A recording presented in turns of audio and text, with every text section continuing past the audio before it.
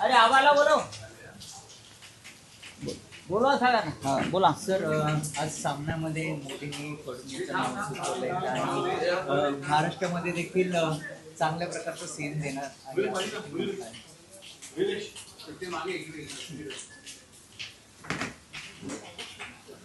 तुम्ही कशा करता फडणवीसना घालवत्या महाराष्ट्रातून? एकनाथ शिंदे कामाला लागले ते तुम्हाला माहिती आहे. त्यासाठी या या बोला, काय प्रश्न आहे तुमचा? प्रश्न काय आहे? सामनामध्ये आज मोदींनी फडणवीसचं केंद्रात नाव सुचवलं आहे आणि महाराष्ट्रामध्ये देखील चांगल्या प्रकारचं उत्तम असं सीएम येणार आहे असं देखील आज सामनामध्ये मी असं लिहिलेलं आहे आणि मी त्याआधी सुद्धा बोललेलो आहे. या देशाची राजकीय उलथापालथ झाली आणि मोदींची नाचक्की झाली ती केंद्रीय शिक्षण खात्यामुळे. आणि 12 वर्षात प्रथमच मोदींना एका मंत्र्याचा राजीनामा घ्यावा लागला, तो शिक्षण मंत्री. या देशातला विद्यार्थी आणि तरुण इन्किलाब जिंदाबादच्या घोषणा देत जंतर मंतरसह संपूर्ण देशात रस्त्यावर उतरून आंदोलन करायला लागला, तो शिक्षण खात्याच्या कारभाराविरुद्ध. शिक्षण खातं हे कोणत्याही देशासाठी एक भक्कम तरुणांची पिढी घडवणारं खातं असतं. कोट्यावधी तरुणांचं भविष्य त्या खात्याशी संबंधित असतं आणि तिथेच वाळवी लागली आणि मोदींना माघार घ्यावी लागली. मोदींचा पराभव केला तरुणांनी. त्याच्यामुळे नरेंद्र मोदी यांच्या मनामध्ये असं आहे की या खात्यासाठी एक दूरदृष्टीचा, उच्च शिक्षित, चांगला प्रशासक असलेला नेता नेमावा.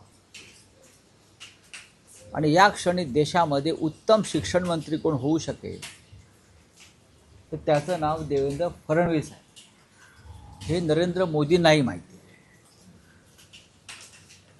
आणि दिल्लीतली जी माझी माहिती आहे त्यानुसार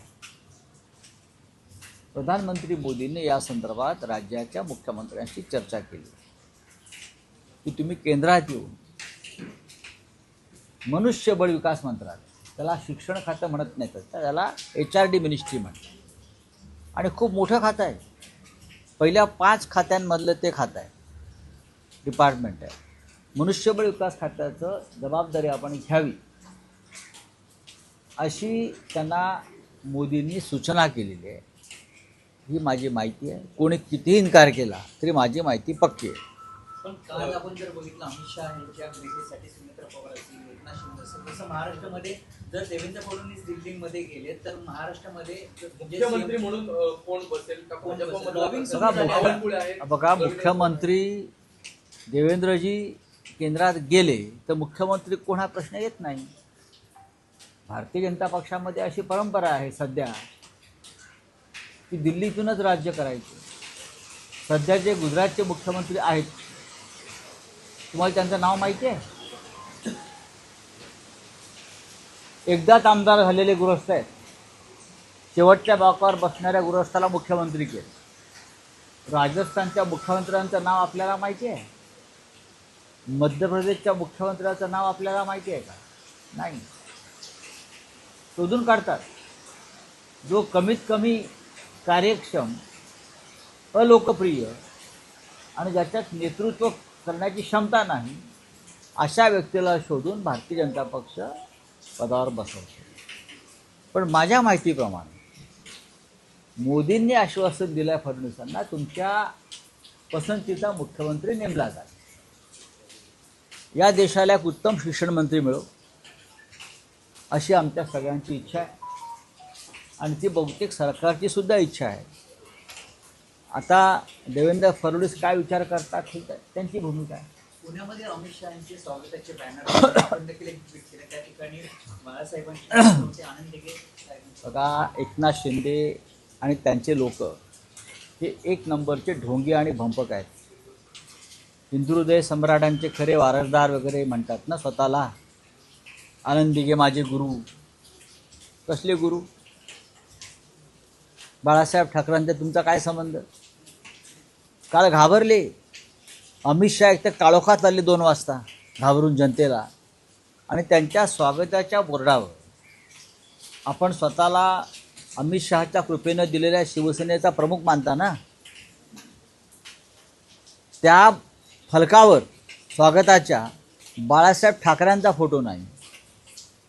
स्वतःचे जे गुरु आहेत आनंद दिघे त्यांचा फोटो नाही. का भीती वाटते? मालकांनी सांगितलं आहे ना बाळासाहेब ठाकरेंचा फोटो लावायचा नाही म्हणून. ते दिसलं ना काल. पुण्यामधल्या कुठल्याही होर्डिंगवर एकनाथ शिंदे यांच्या पक्षाच्या बाळासाहेब ठाकरेंचा फोटो नाही. आणि त्यांचे गुरु म्हणून जे मिरवतात दिघे साहेब म्हणून, त्यांचाही फोटो नाही. हे ढोंगी लोक आहेत, डरपोक लोक आहेत, अमित शहाला घाबरतात. नरेंद्र मोदी असतील, अमित शहा असतील, हे लोकसभेमध्ये बोलताना दिसत नाहीये. जे नरेंद्र मोदी आहेत ते इंस्टाग्रामवरून आता संवाद साधायला सुरुवात बघा करतात. की हेच लोक माननीय उद्धव ठाकरे साहेबांना फेसबुक नेता म्हणत होते. कोरोना काळामध्ये खरं म्हणजे बाहेर पडण्यास मोदींनीच बंदी घातली होती. आणि माननीय उद्धव साहेब फेसबुकच्या माध्यमातून जनतेशी संवाद साधत होते, मार्गदर्शन करत होते. तेव्हा त्यांच्यावर टीका करणारे कोण? हे तुमचे प्रधानमंत्री मोदी. आता जे पळून गेले ते एकनाथ शिंदे, देवेंद्र फडणवीस. मग आता गेले काही दिवस नरेंद्र मोदी आहेत कुठे? फेसबुकवरच जनतेशी बोलत आहेत ना, आणि काम करत आहेत, विद्यार्थ्यांशी संवाद साधत आहेत. हे सुद्धा फेसबुक प्राईम मिनिस्टर आहेत.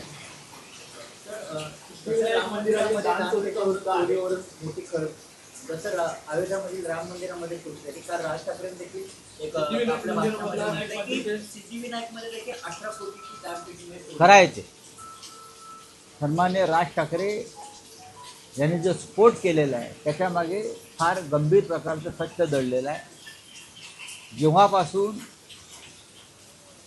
शिंदेंच्या हातामध्ये तिजोरीच्या चाव्या आलेल्या आहेत सिद्धिविनायकाच्या, त्यांच्या माणसांच्या हातात, तेव्हापासून चोरीचं प्रमाण फार वाढलेलं आहे. बोले हिंदी में क्या है? राम मंदिर पे जो है एफआईआर दर्ज किया गया विपक्ष के ऊपर। किसके ऊपर? विपक्ष के ऊपर दर्ज किया गया एफआईआर। क्यों भाई, क्यों? राम मंदिर चोरी का मुद्दा उठाना यह अपराध है क्या? चोरी किसने की? बीजेपी के लोगों ने की. चंपत राय किसके आदमी है? बीजेपी का आदमी है. अनिल मिश्रा किसका आदमी है? बीजेपी का आदमी है. गोपाल राय कौन है? बीजेपी का आदमी है. नृपेंद्र मिश्रा कौन है? बीजेपी का आदमी है. उनके ऊपर एफआईआर नहीं है. 1400 करोड़ का घोटाला हुआ है राम मंदिर में. 500 करोड़ की दानपेटियां, दानपत्र चोरी हो गए. बड़े मछली छूट गई, छोटे छोटे बच्चों को अरेस्ट किया. और हमने ये मुद्दा उठाया संसद में और संसद के बाहर, तो हमारे ऊपर एफआईआर लॉन्च होता है. शर्म नहीं आती है लोगों को? ये राम के लुटेरे हैं, राम को लूट रहे हैं. राम 14 वर्ष वनवास में गए, तब राजा भरत ने उनकी पादुका संभाल कर रखी 14 साल तक सिंहासन पे. वो पादुका की चोरी किए लोगों ने. सीता माई का मंगलसूत्र चोरी हो गया वहाँ से. राम के आभूषण चोरी हो गए और हमने आवाज़ उठाया, तो हमारे ऊपर आप एफआईआर दर्ज करेंगे. ठीक है, देख लेंगे. सिद्धिविनायक तो चोरी हुई है, क्या होने का? सिद्धिविनायक में नहीं, देश के पूरे मंदिर में चोरी हो रही है और सभी मंदिर बीजेपी के कंट्रोल में है. सब तिजोरी की चाबियां मंदिर की जो है ना, ये फडणवीस और मोदी जी के लोगों के हाथ में है. चोरी चोरी हो रही है भगवान के घर में. चलिए, सामना में आपने लेख लिखा है, फडणवीस की अफसारी की है, उनको दिल्ली जाने का है, किस तरह से देखते हो?